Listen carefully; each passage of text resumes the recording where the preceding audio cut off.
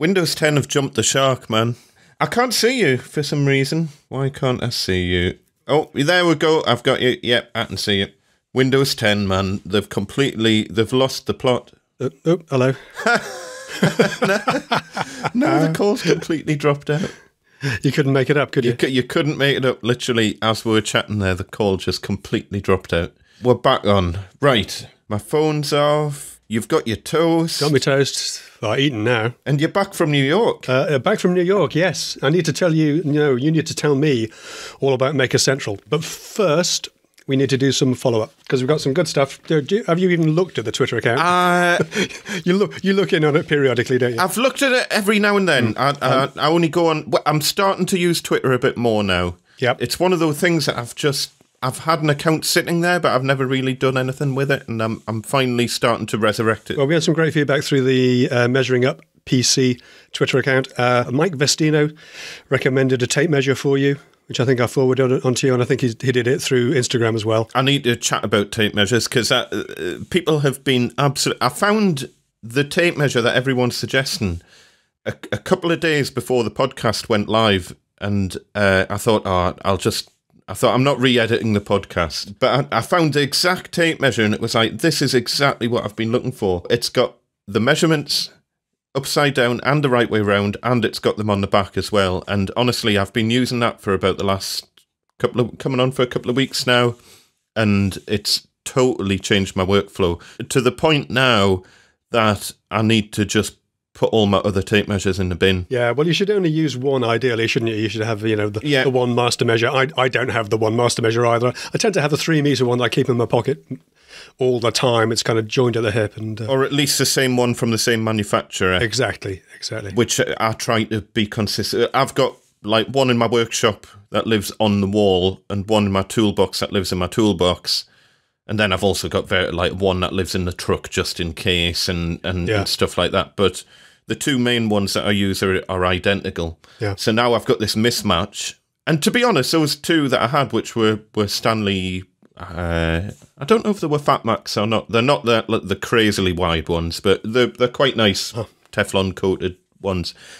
But this new double-sided metric only one, it's absolutely brilliant. Absolutely exactly what I was looking for. So thank you to everyone who sent us notes, because I've had a lot of notes. I haven't had a chance to reply to everyone, but thank you to everyone who got back to us with that. It's exactly what I was looking for. Yeah, fantastic. We've got a great community developing here. We're getting some great feedback and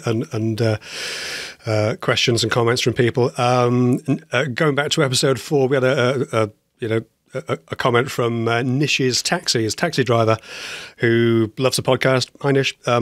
And going back to episode 4, he commented on my comments about taxis. We were talking about parking, and how I felt that taxis, black cabs, get a pretty good deal for driving in London. And I mentioned that I'd found online that a typical London cab does 200 miles a day, and he says he doesn't do anything like that. It's more like 60 to 80 miles a day, which is fair enough. I think my point still stands that you and I do 10 or 15 minutes of driving at either end of the day, whereas a cab's engine is running all the time. So it's not just about the mileage. But he also said apparently, and I didn't know this, from the 1st of January this year, 2018, every new cab in London has to be either full electric or hybrid. That's an interesting one. And you know what it is? I'm in the market for a new truck or van, which is another debate. Maybe this year, and if not this year, then definitely next year. And there's just nothing out there that's would tick the boxes that's hybrid or electric. I would happily go down that route, to be honest, if there was viable options out there, but I just don't think there... Does yours double up as a family wagon as well? Yeah, so it's a 5-seater, the truck. So it's 3 seats across the back. Yeah, crew cab, yeah. Yeah, and that's one of my main reasons for having the truck, is that if I didn't have that, I would have to have a third vehicle. Yeah. Because my wife needs a vehicle for getting back and forwards to work, but it's just a little Fiesta. But would need a bigger vehicle that we can go on like camping trips and stuff like that. So the truck is perfect for that. Yeah. The downside is that I can't fit an 8x4. Switching to metric. 2440 by 1220. Come on. Funny, I've just placed an order with a timber merchant as well for some more MDF, and I need it cut up. And I started putting it all into metric. And eventually all the numbers got so big, it was like, no, I just need to cut up to 8x1 strips and 4x4 strips. And Imperial won again for that. But yeah, okay, absolutely. Well, we'll come back to the metric. Just to follow on from Nish's taxis again, he had a couple of really good, really useful, juicy bits of information. All new cabs in London from 2018 have to be either full electric or hybrid. That still leaves, though, 22,000 black cabs and 125,000 mini cabs currently in London. I don't know if that includes Ubers or not. So, eventually they will have to become either hybrid or full electric. But, there's still an awful lot of those with an awful lot of life left in them. But it does say that on bus strike days, London hits its clean air targets. Okay. Well, there you go. So we can join those dots together, can't we? Yeah, there we are. Getting back to the Imperial metric, we had a great bit of follow up from Learn Darlington, who say that apparently in the primary national curriculum, usually taught from about age 10, you have to understand and use approximate equivalences between metric units and common imperial units, such as inches, pounds, and pints. Is this, so there you know. What, in the UK? Yep. Read that out again, sorry? Okay. Learn Darlington say that from the national curriculum, and usually taught from about age 10, the kids have to understand and use approximate equivalences between metric units and common imperial units, such as inches, pounds, and pints. Well, my son's 12 and he's never done any of that. Well... So read into that what you will. One more little bit of follow-up, actually, from my wife. We were chatting, she listened to the podcast, and we were chatting about, I know towards the end of the podcast, you asked her how tall I was. And of course, it's in feet and inches. And she said, my wife works in the garment industry. And she says, well, all clothing sizes are in inches. Waist, inside leg, chest size, sleeve length, collar size. It's all inches as well. So we're a long way from being fully metricated. Absolutely. And, I'm a drummer. I play the drums. Drum sizes are all in inches. Drums and cymbals, Right. 14-inch snare drum, 8-inch toms, 10-inch toms. Sometimes they're dual printed, but generally you'll always refer to them in inches. Yeah. Interesting. Anyway.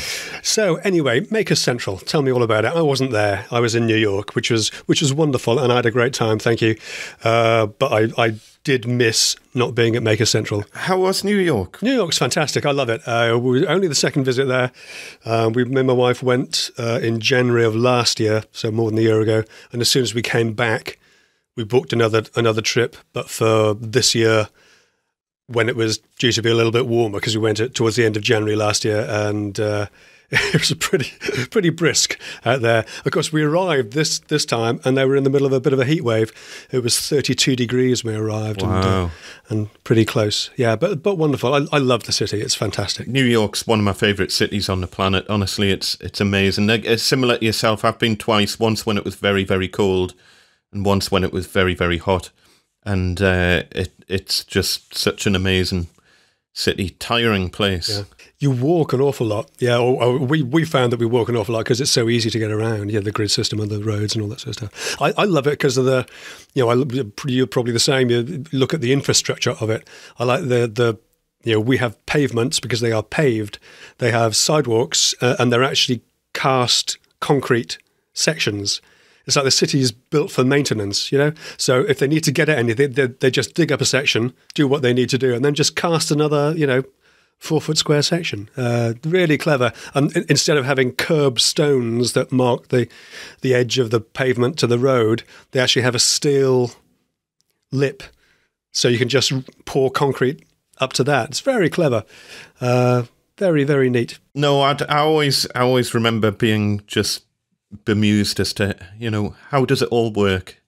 How, it's such a giant clockwork mechanism of stuff that happens through the night and like just to keep the city running and all this hidden stuff behind the scenes that you don't get to see. And yeah, I remember the first time I went and it would just be constant, like taxis beeping at each other, and right through the night it would be that noise of horns going, and I think they've now got rules against that. We've both times that we've been, we've found it incredibly quiet. Really? In terms of volume of noise, literally, it's a.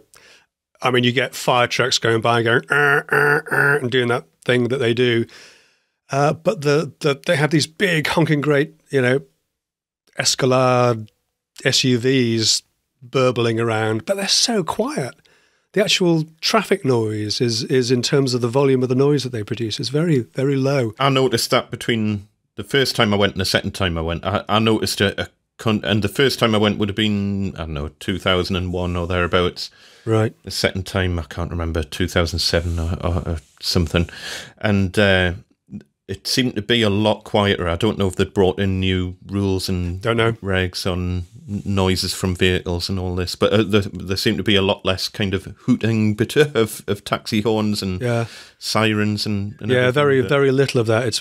We found it to be a very quiet city. Interesting. Obviously, lots of people there, busy, but not a noisy city. Yeah, nice. We love it anyway. Just visiting different areas. We were in Greenwich Village last time. We were in around Soho and Tribeca this time, which is a nice part of the city. I've only just noticed, I can't remember where it popped up on something, and I saw your profile image on YouTube. Oh, yeah. Is you standing in front of Jimmy DeResta's workshop? That's right, Jimmy DeResta's. Yeah, that's right. That's an awesome reference, and I love how it's really not obvious unless you look into it. I don't normally do the fanboy thing. I mean, had I been at Maker Central, yeah, sure, would have loved to have stopped off and had a chat with Jimmy. That'd be great. But when we were in New York last time, I wasn't quite so busy then as I am now, and I was up to date with all the podcasts and things, and he just announced on the Making It podcast that he was moving. He was leaving his city workshop. So I thought, well, I'm probably not going to get back to New York, anytime soon. I'll just shoot him a quick email and see if he can fit me in for a flying visit. He was out of town. He was upstate. He said, well, maybe Tuesday should be back by then. And we were leaving on Tuesday. So we checked out the hotel. His workshop was in a basement on Clinton Street, Lower East Side, just around the corner from the Tenement Museum. We'd been to the Tenement Museum. My wife wanted to go back to look at books or whatever. So we thought, what we'll do, we'll go to Brooklyn Bridge. We'll get the subway across to Brooklyn. We'll walk back across Brooklyn Bridge. I can go to see Jimmy. My wife can go and mooch about the Tenement Museum, and then we'll meet up afterwards. It'll be great. Anyway, we got to Brooklyn, and it just started little flurries of snow as we were coming out of the subway. By the time we'd walked round to the walkway, we couldn't see the first pier, let alone the far one. It was an absolute blizzard. So we gave up on that idea. We got the subway back, and in fact, Jimmy had been stuck upstate in the snow, waiting for a service guy. So I never got to see him or the workshop, but I got to take a selfie with his traffic cone. There we are. That's the closest I've got to a claim to fame, unfortunately. That's amazing. It's such an interesting story, and I love how you've just got like a tiny little corner of it in your profile pic. But if you drill into it and you know what it's about. If you have a close... It's on the 10-Minute Workshop website, actually, 10minuteworkshop.com.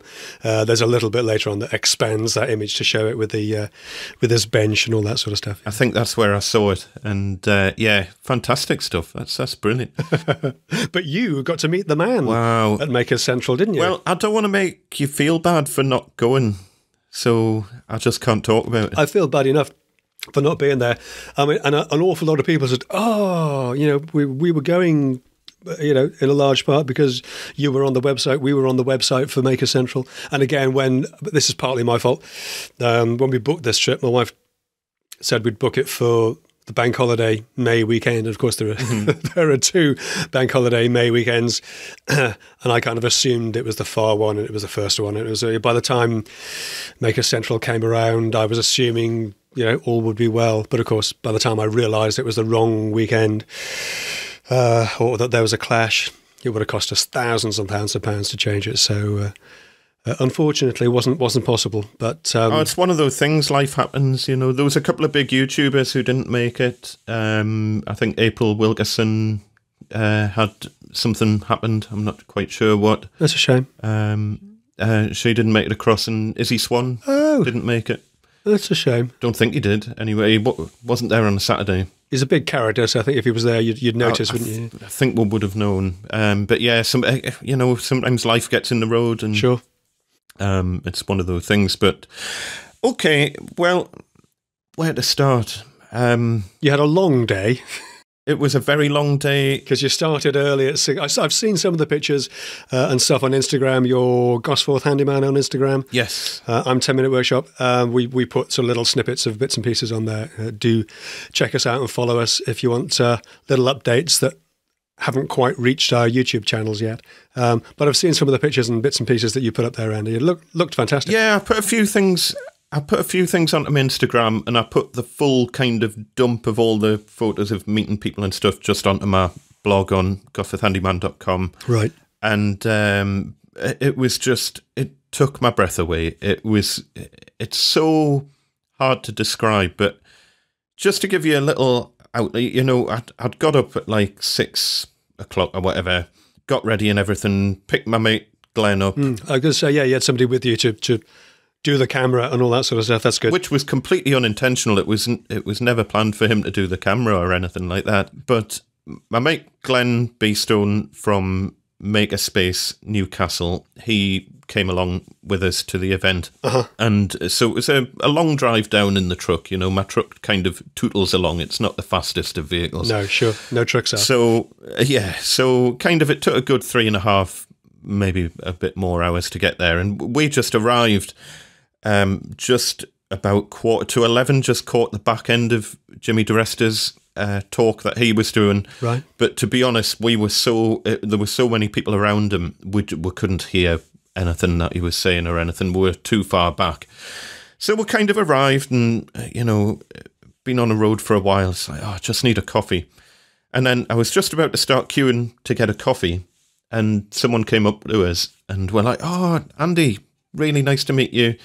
And just got chatting to someone who had seen the channel. Fantastic. And it's like, "Oh, what a big fan, can I get your autograph?" and all this sort of thing. And I was like, "Autograph? Seriously? From me? Jimmy DeResta's over there." Check your credit card statement later, Andy. Maybe I should do that. And that was crazy.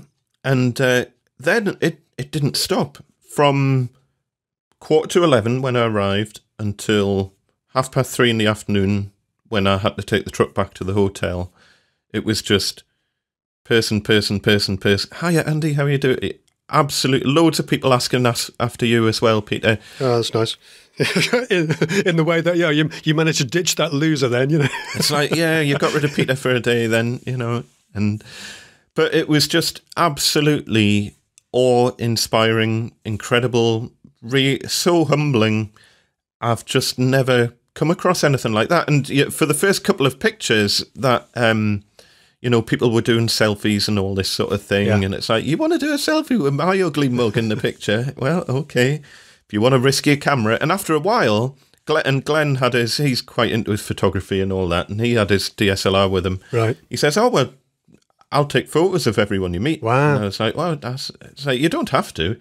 He said, "Oh, I don't mind." And so Glenn ended up taking on the role of official photographer for the entire day. You're like the president. You travelled with your personal photographer to take pictures of everybody. So every time someone came up and it looked totally planned, and it's no, it wasn't planned in any which way or form. Glenn was just there with his fancy camera, and he was amazingly kind and ended up taking lovely photos of everyone who I got to meet. If we did miss anyone, because he only started doing that after about the first half hour, so I might have missed the first few. So if we did miss anyone and they happen to be listening, feel free to send the photo over and I'll add it onto my blog so that we're not missing anyone on there. That's fantastic. But yeah, a massive shout out to Glenn for helping with that and for persevering as well, because bless him, I barely got a chance to talk to Glenn for the whole day because... You're busy being a star. I was just talking to people who were coming to meet us. It was bizarre, utterly bizarre. And I've heard the same thing from every YouTuber who went. The crowd were just amazing. Absolutely lovely, lovely people. I never, when I put this channel together, A, I never expected I'd be going to an event. And B, I never expected I'd be going to an event doing like autographs and like people wanting to do selfies and people. Someone brought us like bottles of beer and all sorts. Fantastic. And it's like absolutely amazing. And I would love to do a shout out to every single person, but I would end up doing shout out for the entire.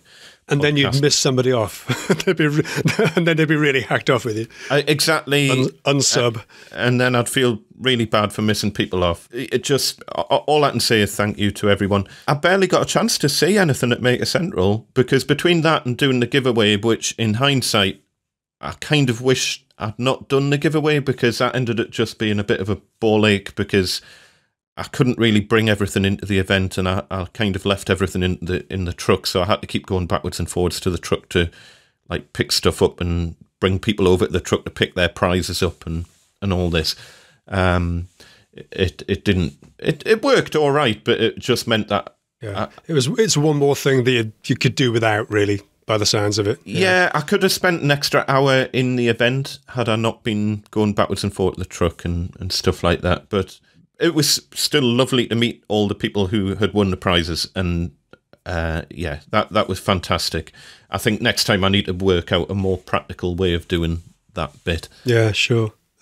Just a quick one as well, if it's not clear, just in case we've sort of jumped into this and people don't know, Maker Central was the first of a Maker Fair type event that was at the NEC in Birmingham. It's the first one this year where a lot of YouTubers, British YouTubers, got together, and the organisation also brought over a number of prominent American YouTubers. So it was a big show, and I'm gutted that I missed it, but I think it was very successful, and I strongly suspect that there'll be another one next year, and I will absolutely be there next year. I'm sure you will as well, Andy. I know anybody who has asked me, I've said I'll be there next year and I'll get a stand as well. I did look into it briefly, and it was about, there are costs attached to it. But maybe the podcast can have a stand and we'll split the cost between us and our channels or something. Well, that's what I'm thinking. And, even if we sell a bit merch or something just to try and cover the cost of the stand or whatever, because I found not having there was a YouTube bit in the middle, which was like a chill out area with a stick of walls and all that. And that was fantastic. But I think having a stand would work quite well because it would just give us a base where we can kind of drop with stuff rather than being floating around or whatever else. And I don't think we'd have to go to the extent of doing live demonstrations or anything, No, we're one step at a time. Might be a bit much, but, yeah. But as a focal point where we could be contacted. Yeah, and be fun to make a stand as well. We can use your expertise in MDF display boxes, yeah. But anyway, it sounds like a fantastic show. People have said as well, it's very diverse. You go to a woodworking show, and I haven't done one for donkey's years, but it's basically blokes in beards and check shirts, generally speaking. Whereas this had somebody said that there are actually people, ladies doing wood turning demonstrations, which is it was a really diverse mix. Loads of blokes with their partners, and the partners had come along and kind of said, "Oh, well, I was kind of humouring them to come along and keep them company, but actually, I've ended up really enjoying it. It's been a fantastic show, and there needs to be more women getting into this side of things and." Anything like this that'll help, not just the woodworking side, but the YouTube side as well. Yes. I was just watching a video about that whole side of things, and one of the main chief operating officers at YouTube is saying, there needs to be more female creators on the platform. It's still largely male dominated. So, and the other thing on Maker Central as well is I think it's come around at exactly the right time. Yeah. Because the UK's never had anything like this before. We've got Maker Fair, which the UK Maker Fair is in Newcastle, and it was in Newcastle the week before, but I was hoping to get down there. And Colin Furze was at it as well, and I was gutted I couldn't go, but it was my son's birthday weekend, and yeah, that's right. things took priority. So Maker Faire had to go a journey for this year, unfortunately. But I do normally go to the UK Maker Faire, which, as I say, is at the Centre for Life in Newcastle. But that's more kind of, I know they're trying to get away from that side of things, I think, but it's more electronic-y, 3D printer-y orientated. Right. Not so much on the crafty woodworking side. Whereas Maker Central is way more woodworking orientated. And I've never been to a show like that in the UK. And I think it's just come around at the right time. And there's a lot of really good UK woodworking channels that are just starting to come about, and they're getting to, decent subscriber levels, getting up to 100,000 plus subscribers, which is big for UK YouTube channels. And then there's a whole load of other channels that are kind of around our size, your 10 to 100,000 size, and they're all going to start breaking into that bigger space over the next year or two. And I think it's just this show's come around at exactly the right time. Fingers crossed there'll be another one next year. I hope it was successful financially for them. It sounds like, and from the pictures I've seen, it was well attended. There were plenty of people going through the doors, although quieter on the Sunday, apparently. The Saturday was the big day. Yeah, I mean, Saturday was crazy. I barely got a chance to see Mr. DeResta. I was standing around chatting to people, and every time I looked over in Jimmy's direction, he had a queue of 100 people. And such a British thing that people just automatically form a queue. And I thought that was just brilliant. And him and Bob just had this constant queue of like hundreds of people waiting to see them both. Yeah. And bless them, I felt so, I didn't want to add to the queue. Yeah. It just felt, I'll leave you until it's like calmed down a bit, because bless, I felt like going over and getting them a coffee and a sandwich, because it's like you'd been standing there for best part of 5 hours without a break, as far as I could tell. Yeah. I don't know if he'd had a wander off at any point, but every time I was anywhere near where he was standing, there was just a giant queue of people waiting to chat to him. And he was, everyone was just lovely, giving their time, chatting as long as you wanted to chat to him. I got to see Alex Steele, fantastic guy. Ben Crow from Crimson Custom Guitars, which that was a nice surprise seeing him there. That's a bit of a niche channel, but there's a shout out for Ben. We ended up having a beer later on, had a bit of a chat on with him. He is a really good bloke. Really interesting channel if you don't follow Crimson Custom Guitars. I don't know. They make guitars, funnily enough, but beautiful, like stunning guitars. And he's got a really, really good YouTube channel, well worth a watch. And had a really interesting chat with him about YouTube and business and stuff. Had a good chat with Bob Claggett later on in the hotel, just sitting chatting to Bob about podcasts and everything surrounding that side of things, which is another thing that we need to chat about at some point. Right. Very briefly got a chance to talk to Jimmy, but again, it was, I think at the time that I actually got to see Jimmy, we were all just about to disappear off to the restaurant, the Wetherspoons over the road from the venue.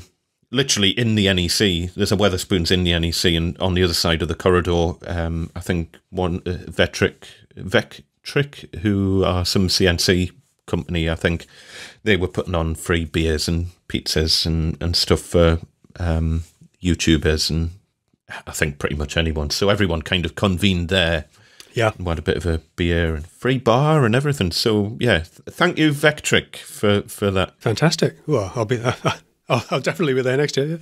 Yeah, awesome. And the night went on all the way through till 3:30 in the morning. So it was a 21-hour day. Man, I was wrecked by the end of it. I was so tired. I bet you were staying overnight, presumably, yeah? Yeah, but not at the Hilton. We were staying at a travel lodge down the road, so I had to get a taxi. A couple of shout-outs that I've got to give. Gary Thompson, we've shouted him out before. I don't want to give him too many shout-outs. He'll not get his head out the door.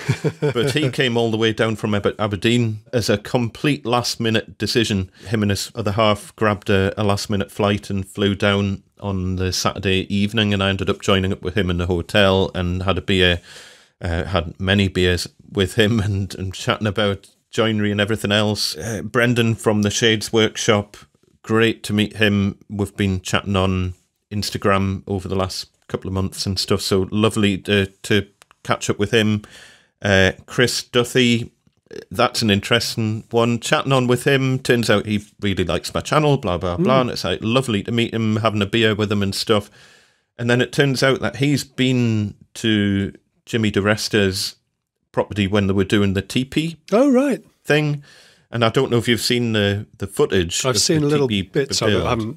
Have you seen the overhead kind of drone shots? Yeah. Amazing. Well, Chris did all of those. Oh, right. All of the drone photography. Amazing. And it's stunning stuff. So I'll link onto his Instagram because there's some amazing... he takes some lovely photos, and he's setting up a workshop up like Forest Way, north of Aberdeen. So up Gary's direction. So we all ended up chatting on, and there was so many other people that I would love to mention. I just can't mention everyone because I will end up missing people out. But yeah, amazing. Long day. I kind of wish I'd done the 2 days, because then on the second day I could have actually seen the event. Seen the event a bit more. I didn't get a chance to look at any of the stands, really. I barely got a chance to talk to any of the... met Matt Cremona as well. That was really nice to meet Matt. Matt's such a top guy, you know. He's done so much to help promote smaller YouTube channels. He does like a pick of the week every now. I don't know if he still does it weekly, but he does like the weekly viewer projects, and he put one of my projects on there 6 months ago, maybe a year ago, I don't know. But my channel was tiny at the time, and he still put it on there, and so it was lovely to finally meet him face to face. And everyone was very, very exhausted afterwards. I think most people took a good week to come down after the event, but very humbling, very, breathtaking. It literally took my breath away, physically took my breath away at the event. It was just such I've never experienced anything like that before. So be prepared, Peter. Okay. Be prepared. Okay. Well, absolutely. I'll, I say we'll have a chat about this offline, but definitely I want to be there next year. Let's all assume that there'll be another one next year, because it sounds fantastic. I was just going to say, how are you getting on with all your various jobs? Are you grinding on? Yeah, I'm still on this, monster job. I was away, obviously, for a week in New York. Got back last Wednesday.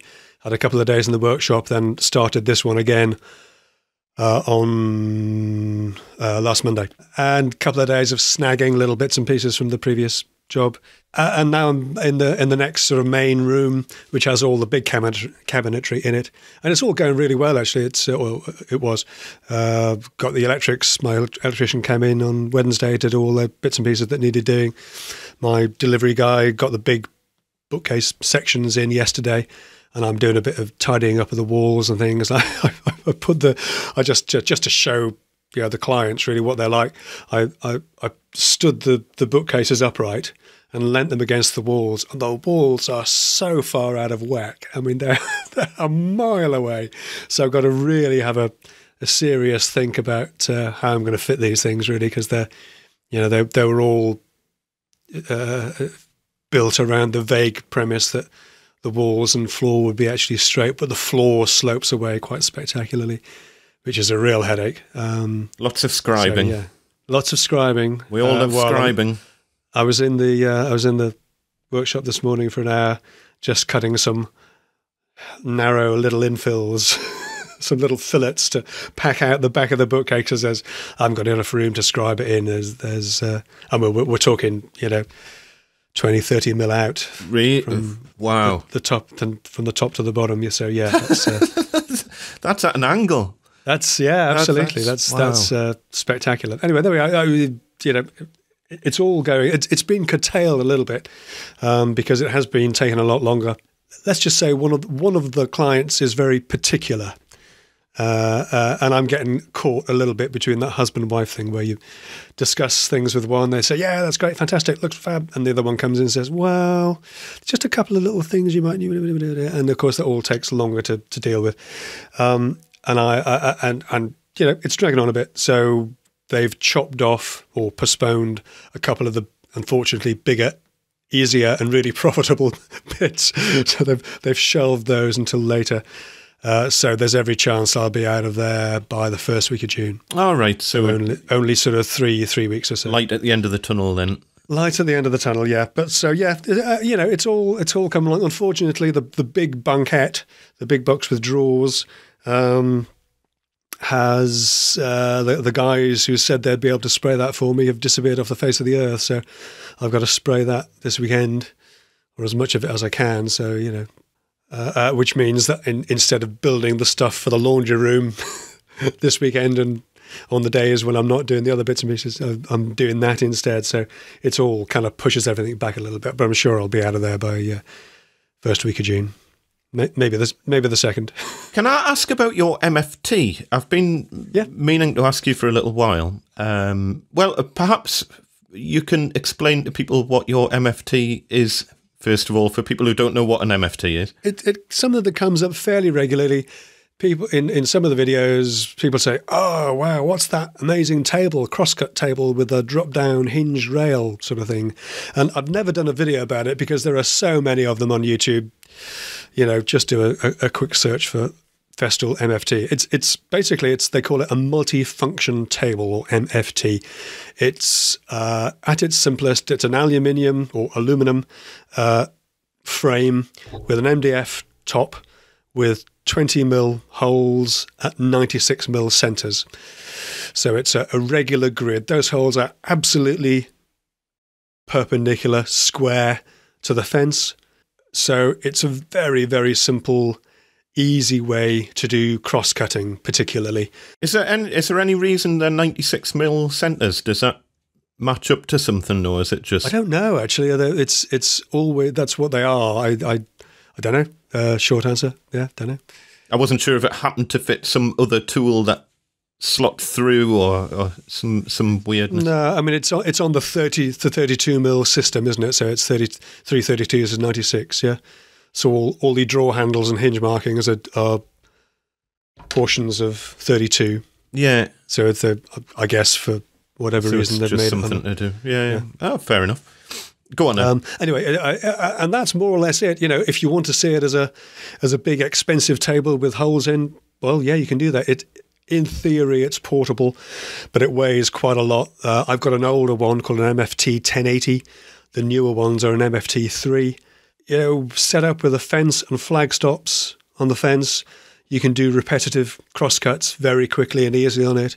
I use the back of the rail with the hinged rail. The real beauty of it is you just lift the rail up out of the way, and then you've got your bench back. I've got mine set into a run of a workbench, so it's more or less flush to the bench on either side. So you've got the bench effectively as infeed and outfeed table, and it means that I can use it.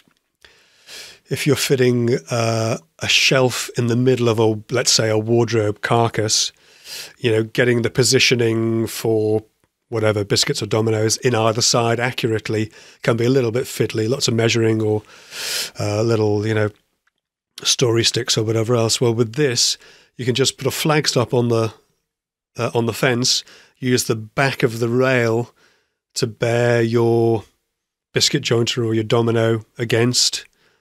So each carcass, you just, there's no measuring on it.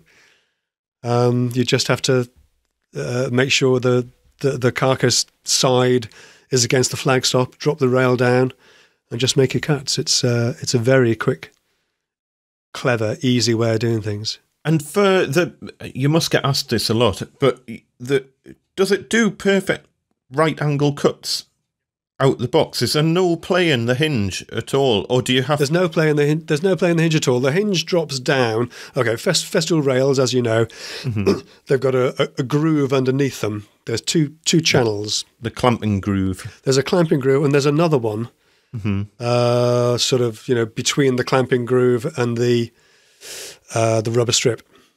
Yeah, and the hinged rail drops down, and there's a little pin that sticks up on the opposite side, and it drops into that pin. It locates in there.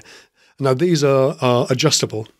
The pin on the near side, the side facing you, not the far side, the pin on the near side, you can unclamp that and take it off, and then put it back in, and it keeps its height position, and it bears against a stop, so it comes into the same place every time. Over time, because the pin is steel and the rails are aluminium, you can get a little bit of wear in there, but some bright spark has come up with something called a Slop Stop. I don't know, some kind of terribly tough plastic, let's call it that, that goes into that little groove and takes the place of the so instead of bearing against the aluminium, it bears against this sort of, let's call it a plasticky material, nylon type thing. So it doesn't wear effectively. But the hinge is effectively responsible for the 90-degree cut. So if there was any slop in the hinge, so if the hinge mechanism at the back starts to wear, would it go out of true? No. There's no play in that at all. So there's nothing at the front of the table to keep... I'm just envisaging on really long cuts.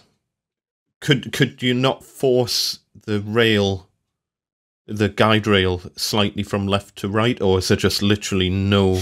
There's no play in it. There's no slop in it at all. Perfect. It's a finely engineered hinge. It's not a cheap and cheerful little thing. And I need to have a play with one in Axminster, because it would solve some problems that I've got in my workshop at the minute. Yeah, they make a huge difference in a small workshop. This will all be part of the Tracksaw Workshop series of videos, which I will do when I get out of this big job. It's the next in line. I promised a Tracksaw Workshop set of videos when I did my Festool cheap tool saw video about a year ago, and I still haven't come up with it yet because I've been too busy. But that is next in line, and all will become clear. I think that would be a very interesting one. You definitely need to do one on the MFT and do the pull down thing. Yeah. Well, maybe I do. Yeah. As I say, I never bother because there are so many of those videos online. But maybe it's worth a quick one explaining the benefits of it. Because if you look at it and you think, whoa, that's a lot of money for a table with holes in it. And people try and compare it to a traditional joinery bench, which has, a huge amount of mass for using hand tools on, and it's not really what it's about. And you can pick them up second-hand sometimes as well. Yeah, I got mine second-hand. Yeah. It's one of those things that you buy and you tend to keep, really. You don't often see them coming up used, but they do periodically. Interesting. Because I'm just finding, even with good sliding miter saws, I'm still finding that they're not that accurate over long crosscuts. There's still slop in them. I don't know. I haven't tried the Festool, but on other reputable brands and some of the cheaper brands, the slop is unusable. You're talking maybe 2 or 3 degrees of slop. Wow. Which is just useless, over a long cut that could throw you out by 5 mil from the back to the front of the board, and it's no use whatsoever. But even on some of the better brand ones, there's still slop there that I find frustrating when you come to put stuff together, because you only have to be out by half a mil on each cut, and if it's going into, say, rails and stiles of a door, that can add up to 2 mil of out of trueness by the time you've gone all the way around. Yeah. If depend on where you're making your cuts and stuff. So it can just result in headaches if it's not absolutely dead on. Yeah. And I'm wondering if this might potentially be an option to fix it for me. Yeah, possibly. Yeah. What we're going to be talking about. I mean, we're 50 minutes in, but... I was going to say we're an hour in already. I had two things, really. Just a couple of quick ones, relatively quick ones. I wanted to talk a little bit about staying healthy, because I know we've touched on this a little bit in terms of personal protection equipment, clean air. You've got your air scrubber up and working now. I still haven't got one yet, but I must. But I have got my air monitor, so I can keep an eye on that. What a difference that makes, by the way. Amazing. And it's only a little unit, but yeah, it'll bring it down from when I've been sanding and stuff. It'll take it down from maybe 3,000-4,000 for the sub 0.3 micron or whatever it is. Sub third of a micron, yeah. It'll take it down from that down to 300 in a matter of 20 minutes or something, which is fantastic. Is pretty quick for clearing it out. That's pretty good. Yeah, that's good. Yeah, because those very fine sub-micron particles, because they are so fine, they stay in the air for a long time. That's what I found from the spraying that I've been doing. It just takes an hour to settle to get down to normal sort of levels. Mm-hmm. So yeah, interesting. But again, not just in terms of air quality or whatever else. I know you mentioned, and I think you mentioned it in a video recently as well, you've got a touch of tendinitis in your elbow, touch of tennis elbow. And they're the kind of thing, these sort of silly injuries are the kind of thing that can really slow you down. That struck a chord with me because I had exactly the same thing last year. Tendinitis affects elbow and knees particularly, commonly known as tennis elbow or housemaid's knee, depending on which joint it affects. And it just makes, for tennis elbow particularly, it just makes the twisting, gripping movements, I'll use a screwdriver, if you imagine, really, really difficult. I had it last year, not long after I'd started my YouTube channel. So I was doing a lot of editing with my elbow bent. And then it was around about the time I did a two-drawer cabinet build, and I was installing that. I was doing a few bits and pieces in the house, and I cracked my elbow on a door frame, and it didn't quite get the funny bone, but it was really sore. And then blow me, I did it again 2 days later in exactly the same place, and that took almost 6 months to come good. I had to be very, very careful. I had neoprene supports, those sort of tennis type supports on my elbows. So was it cracking the elbow that kind of triggered it then? Was this kind of an underlying problem that was just waiting for something to happen? Or the underlying problem was it was sore from doing all the editing, and then cracking it on a door frame just triggered it, just set it off, and doing it the second time really put the nail in the coffin kind of thing.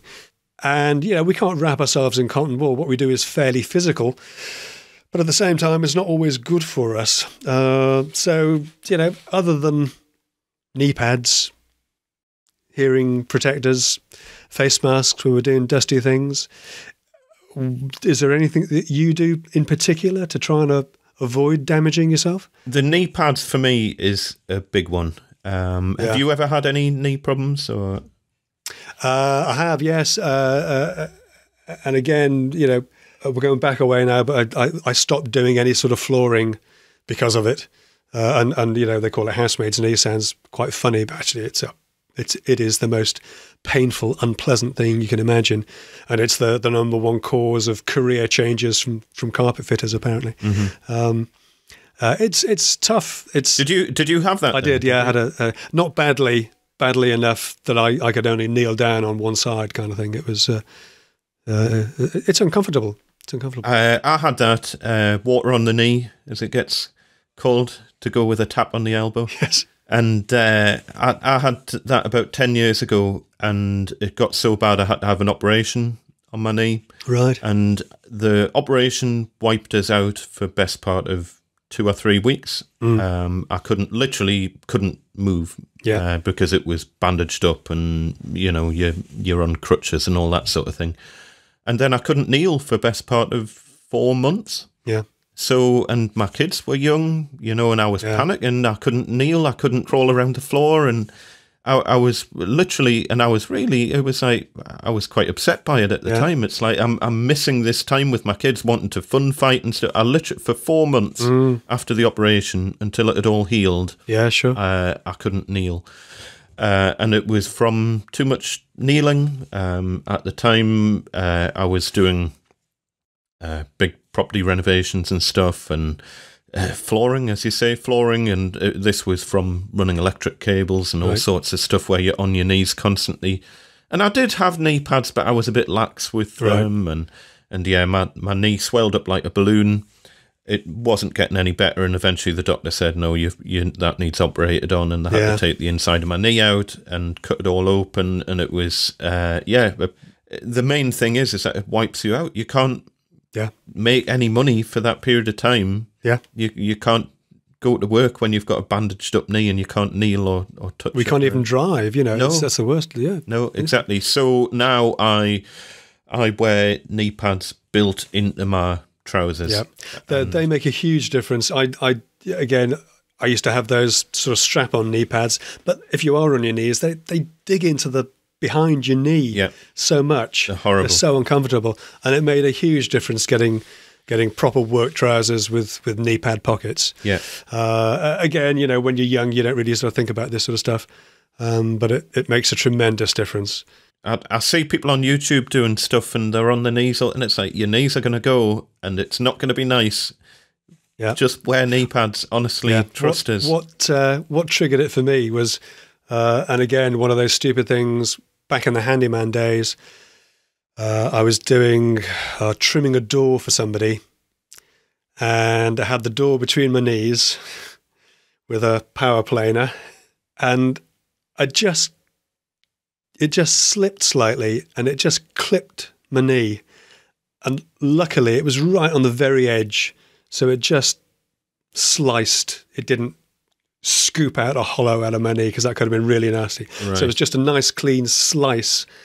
And of course, the skin's really tight around your knee because it's all, bone under there. And I looked at it and I thought, oh, and you do that thing where you sort of pinch it together and it comes apart again. I thought, oh, and then it's bleeding and you think, oh man, what do I do? I'm going to tell you, but your trouser leg won't roll up.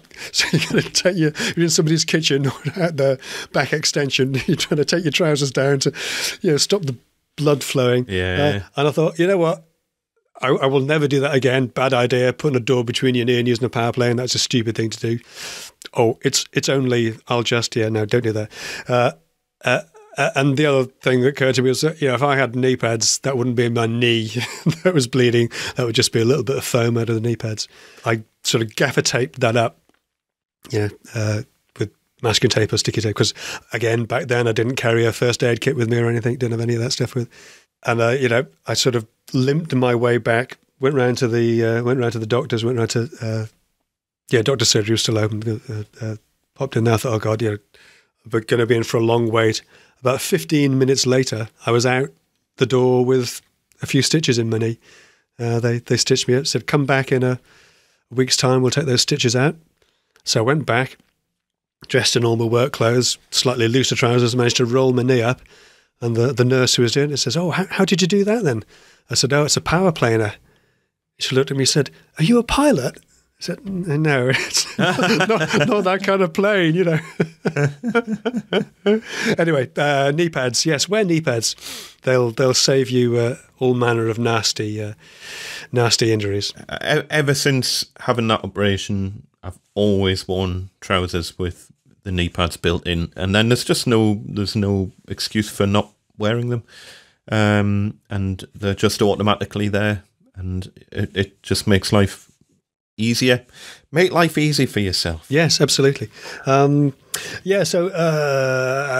and you just, when you're moving things as well, what about gloves? Do you wear? I've started wearing slightly padded gripper gloves. I use gripper gloves all the time. Gripper gloves are the most fantastic invention. When you're shifting, full sheets of MDF around, you get into the way of carrying them, so you don't sort of, put your back out or whatever. But the surface is really slippy, and worse still, if it slides, those edges are quite sharp, and you can give yourself quite a nasty cut in the palm of your hand, and then that's going to take days to heal. Yeah, exactly, and sometimes you can cut yourself and. It's completely innocuous and it's not a problem, but you're bleeding all over the customer's new furniture, so you don't want to put yourself into that situation where there's little blobs of blood on everything, and it's just not nice for the customer. They don't want your DNA as part of their like brand new alcove units. Absolutely not. So I just think little things like that, yes, your hands will toughen over time, that's fine, but make life easy for yourself. Gripper gloves, apart from anything else, you're not putting all your energy into gripping the material, so you can put more energy into lifting the material. Into lifting, exactly. So exactly. I just use really thin Stanley ones, which have got like the yellow grips. I call them my Spider-Man gloves, and to the kids, and to myself. Yeah. And they're just really, really thin, but they've got little yellow grips built into the palms of them. And again, for shifting big sheet goods and stuff like that, it just makes life so much easier. Even picking big cabinets up. Yes. You're not putting all your effort into your gripping of your fingers. You don't have to grip stuff as hard because this just kind of sticks to the thing that you're picking up. Yeah. So yeah, they make a huge difference. They're fantastic. The guy who delivers my bigger cabinetry, I saw him yesterday. He was taking these big cabinets in, and he always thinks it's really funny that I wear gripper gloves. And the other thing I wear them for is they're clean. Yeah, he's a working guy, and we brought these beautifully painted, sprayed white cabinets in. There's a couple of big sort of grubby palm prints on one end. Do you think, that's not my end that I was carrying. That's your end, mate. That's got to be cleaned up now. That's another really, really good reason. I'm the same. Unless you're going to be cleaning your hands every 2 seconds, if it's a finished piece that you're putting in, you don't want to be getting grubby finger marks all over it. So no. The tendonitis thing for me. And I thought it was from too much drilling and stuff because that's what the doctor originally said. And it's turned out that... and it was weird because I was trying to pinpoint it back to when it started. And I knew I'd had it for like 6 weeks or so. Yeah. And I was just thinking, well, around the time when it started, I wasn't doing that much drilling or anything. And then it suddenly the penny dropped. It's like, hold on, I was doing loads of editing around that time. I was doing like 10-hour straight stints on the computer of rolling out videos and sorting out websites and channels and doing my accounts, and just I was never away from the computer. And it's like, yeah, that'll be what it's from. And of course, that is the most painful thing, is using a mouse. Yeah. So it is RSI. It's categorically RSI, and I'd never had RSI before. I didn't know what RSI felt like. Turns out it's very painful, and it also wakes you up in the middle of the night when suddenly it feels like someone stabbed a knife all the way through your arm, because if you leave it in one position for a period of time, the tendons need to kind of loosen up, and the tendons are inflamed in your arm, and as they heal, they tighten, and as they tighten, it can get very, very painful if you've left your arm in one position, and that obviously happens while you're sleeping. So yeah, sure. I've managed to rectify things by getting a vertical mouse that I use with a computer, and I've now also bought myself a tablet, a drawing tablet for doing all the editing. And so it's early days with a tablet, just a little Wacom tablet thing, and it's early days, but so far, this could be a game changer for operating with the computer. It just makes life so much easier. I've tried it with SketchUp and stuff, and it seems to work really, really well, which I was a little bit nervous. I thought, there's so many things. I miss the scroll wheel on a mouse. I don't know if you use the scroll wheel on a mouse much. Or I'm on a laptop, so I'm pure trackpad. So I'm so muscle memory built into using that scroll wheel for zooming in and out, or scrolling, obviously. Yes. And not having it there on a pen on with a tablet, I keep on like moving my finger to do scrolling on while holding the pen. It's like it's that muscle memory just needs to go away. But I think switching to this vertical mouse for stuff that you've got to use a mouse for, because you can use both, which I didn't realise. And so I've currently got on my desk here, I've got my vertical mouse over at the right, just for the odd thing where, you've got to use a mouse. And then I've got my tablet that I'm trying to use for pretty much everything I can possibly use it for, just so I can get more and more used to it, and it hopefully just become part of my workflow. But so far, so good. Good. I'm glad. Yeah, and the other thing I had a while back is carpal tunnel. Where I know when I've been working very hard and doing a lot of grippy type of stuff, I get a touch of carpal tunnel syndrome. Where it's a wrist thing where the tendons chafe against the carpal tunnel, little hole in the bone that they fit through, basically. And that's when that's bad. That is thoroughly unpleasant. It's when I've had it badly before. It's one of those things where you wakes you up in the middle of the night, and from your elbow down, it's like it's a dead mackerel attached to your arm. There's just, you can't feel anything, and slowly it comes back, and then it's like it's agony. It feels like what must be the bends, where your blood boils kind of thing with nitrogen that divers get. It's just everything hurts. And it's the most unpleasant thing I've had. I had it in both arms at one point, and it was just awful because there's nothing you can do. You're shattered, so you can't get up and walk around. You can't lie still because everything hurts. The thing that I found that really helped with that was you can get sort of gauntlet type wrist supports. I'll dig out a link to them, and they were relatively expensive. I think they were about 25 quid each, and there's a left and a right, so 50 quid for the pair if you're unlucky enough to have had this problem. But they made a world of difference. And it's just inside, it's just a steel sort of strip that comes in and presses slightly at the base of your thumb into the palm, and you just do that up reasonably tightly, and whatever it does, the problem went away. How long did that take to go away then? It went away that first night. Really, that quickly? Yeah, absolutely. Wow. You've got to keep wearing them overnight until it goes totally. Yeah. And it took, I guess, a few nights to go away completely. But if you'd have told me this is going to work, I'd have paid anything for them. I really would. I'd have paid 250 quid for these things because it was such an unpleasant experience to have had carpal tunnel. And yet these things, a weird name, McDavid supports, they're called. Right. McDavid carpal tunnel supports. Worth every penny. We have no association with them. I'm just a happy customer. And do you still have to wear it at all, or is that done and dusted? I haven't.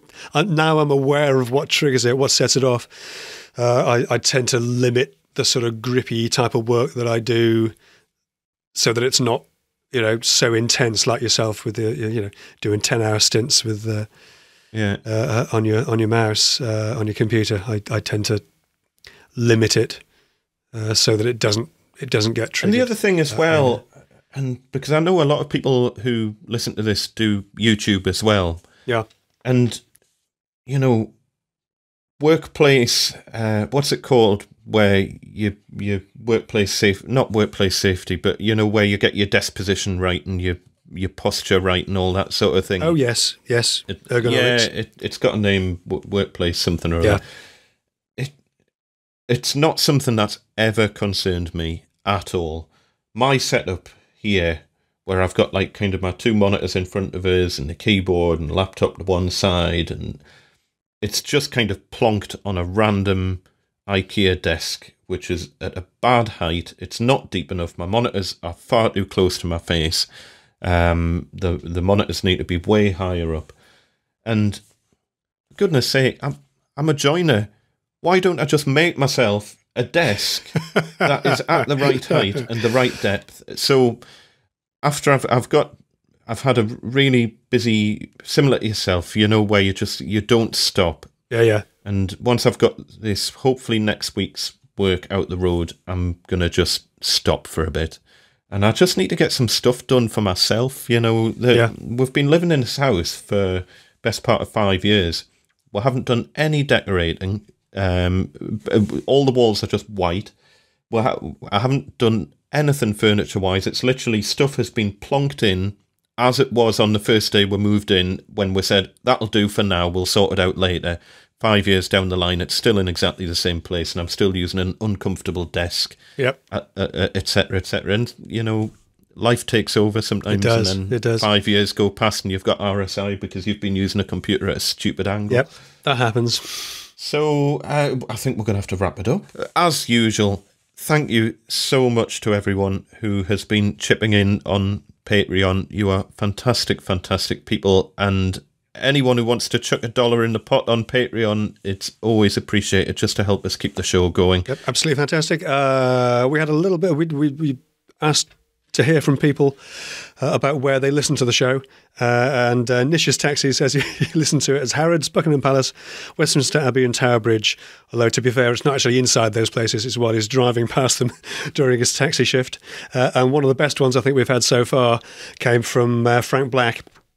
He said he's currently listening whilst sat beneath the fuselage of a Boeing 787-9 under construction in Everett, which I think is Washington.